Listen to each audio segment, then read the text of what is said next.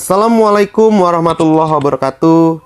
Kembali lagi bersama channel Belajar Sejarah 17, dimana pada kesempatan kali ini kita akan sedikit menggeser topik bahasan kita dari sejarah bangsa, sejarah peradaban, menuju pada sejarah-sejarah agama. Dan kita akan memulai dari agama Hindu. Kenapa? Karena menurut berdasarkan hasil studi beberapa ahli mengatakan bahwasanya agama Hindu merupakan agama tertua yang ada di dunia dan hingga detik ini masih eksis. Agama Hindu merupakan kepercayaan dominan di Asia Selatan, terutama di India dan Nepal yang mengandung beraneka ragam tradisi. Kepercayaan ini meliputi berbagai aliran, diantaranya yaitu Saiwa, Vaishnava, dan Sakta, serta suatu pandangan luas akan Dharma Sastra tentang moralitas sehari-hari yang mendasarkan pada karma, dharma, dan norma kemasyarakatan. Hinduisme cenderung seperti himpunan berbagai pandangan filosofis atau intelektual daripada seperangkat keyakinan yang baku dan beragam seperti agama Abrahamik. Jadi, agama Hindu adalah sebuah agama yang berkembang luas dan menjadi agama mayoritas di daerah Asia Selatan, terutama di negara India dan Nepal.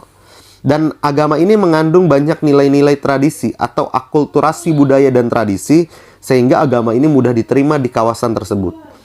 Ada banyak diantaranya ada Saiwa, Vaishnava, dan Sakta, serta pandangan suatu hidup yang luas.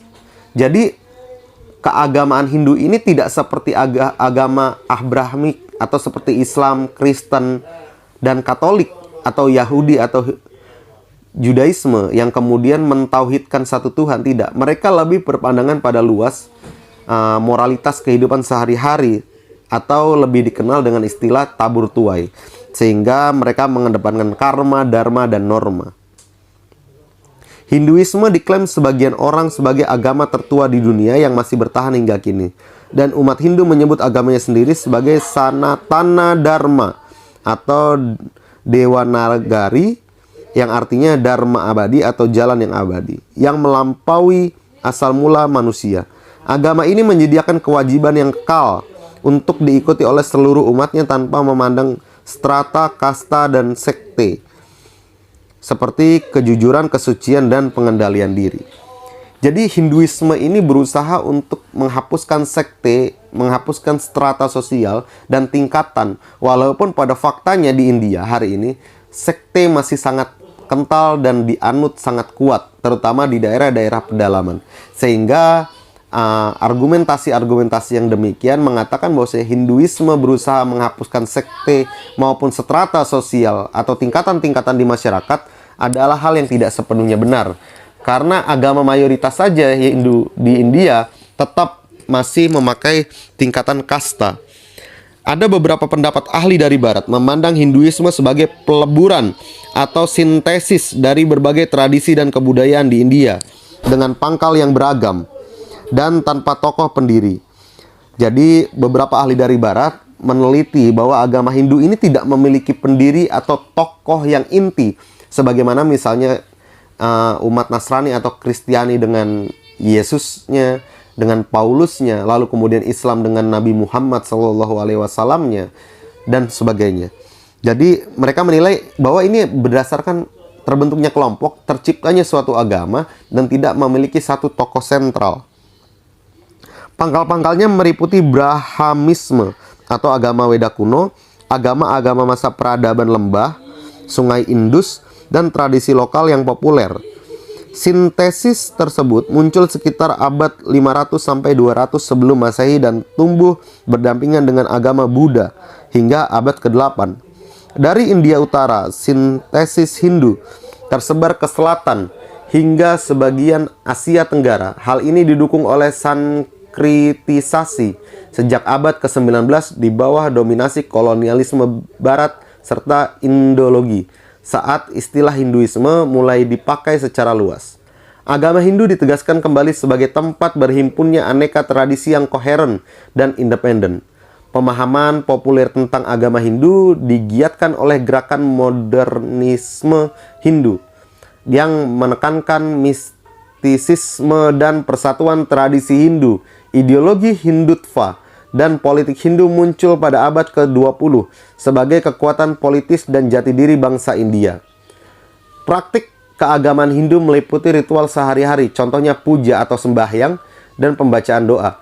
Perayaan suci pada hari-hari tertentu dan perziarahan kaum petapa yang disebut sadhu atau orang suci memilih untuk melakukan tindakan yang lebih ekstrim daripada umat Hindu pada umumnya, yaitu melepaskan diri dari kesibukan duniawi dan melaksanakan tapa brata selama sisa hidupnya demi mencapai moksa. Moksa ini jadi kesempurnaan. Jadi ada istilah bahwa orang yang sudah moksa ini raganya tidak ketelawan, nanti ketika wafat hilang begitu. Ini dalam pemahaman atau imannya orang-orang Hindu. Sehingga memang sedikit berseberangan dengan agama-agama Samawi atau Abrahamatik. Susastra Hindu diklarifikasikan ke dalam dua kelompok, yaitu Sruti, apa yang didengar, dan Smerti, apa yang diingat. Susastra tersebut memuat teologi, filsafat, mitologi, yatnya, kurban, prosesi ritual, dan bahkan kaidah arsitektur Hindu. Kitab-kitab utama diantaranya adalah Weda, Upanishad, keduanya tergolong Sruti, Mahabharata, Ramayana, Bhagavad Gita, Purana, Manusmriti, dan agama, semuanya tergolong Smerti.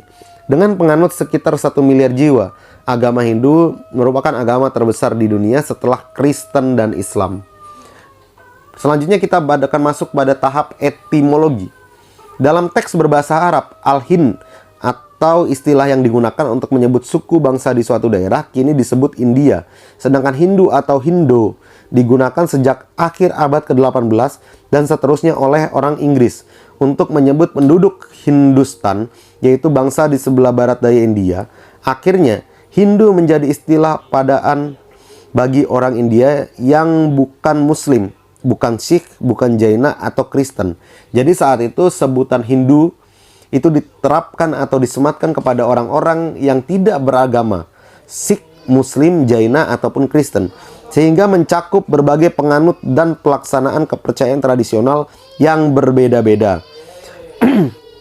Akhiran isme ditambahkan pada kata Hindu sekitar tahun 1830-an untuk merujuk pada kebudayaan dan agama kasta Brahmana yang berlainan dengan agama lainnya.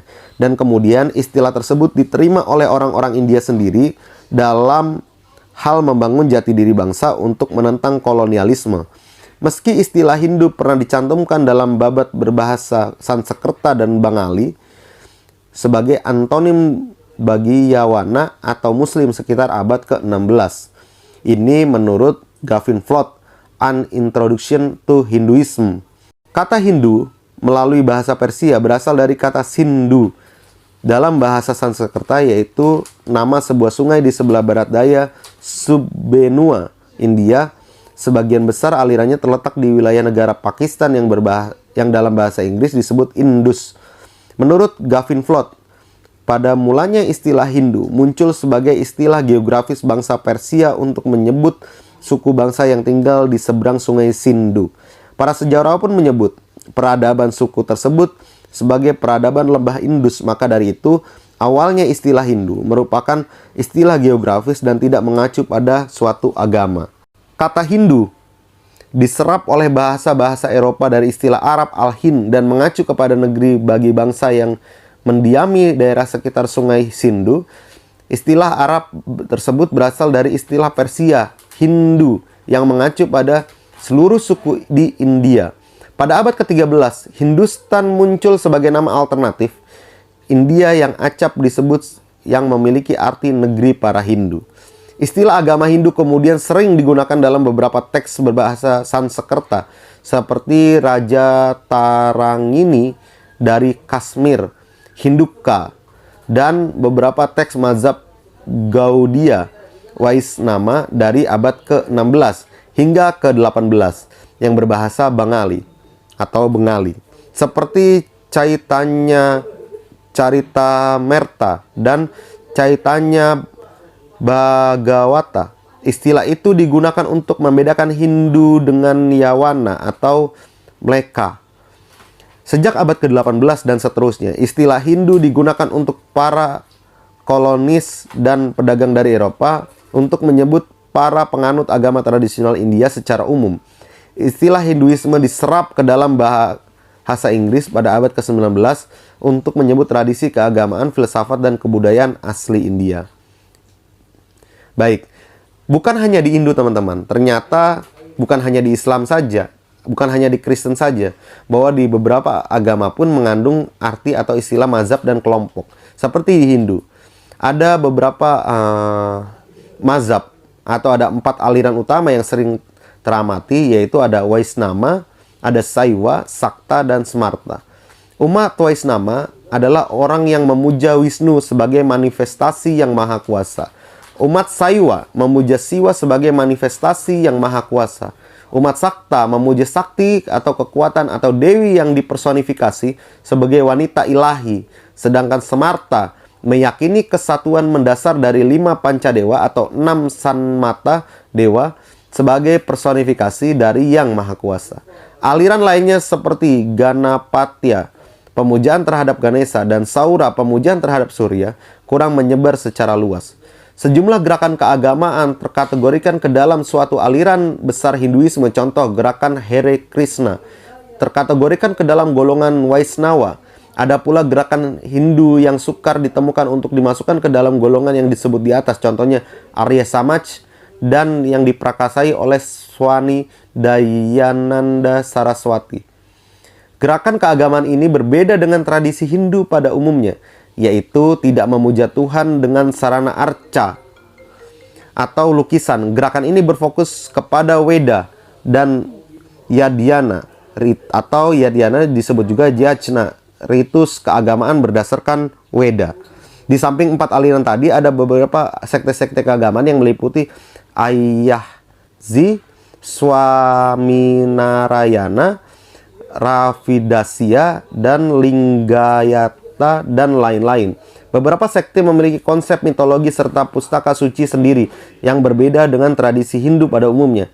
Sekte-sekte tertentu pun memiliki aliran di dalamnya, misalnya tradisi Tantra. Sebetulnya cukup panjang bahasan terkait Hindu, belum lagi aliran-aliran atau 6 mazhab filsafat yang akan kita lanjutkan pada video selanjutnya, teman-teman. Demikian yang dapat kami sampaikan. Ada kurang lebihnya saya mohon maaf. Silakan like, comment, and subscribe. Jangan lupa berikan kolom komentarnya terkait masukan, arahan, kritik, maupun request apapun itu. Terima kasih. Assalamualaikum warahmatullahi wabarakatuh.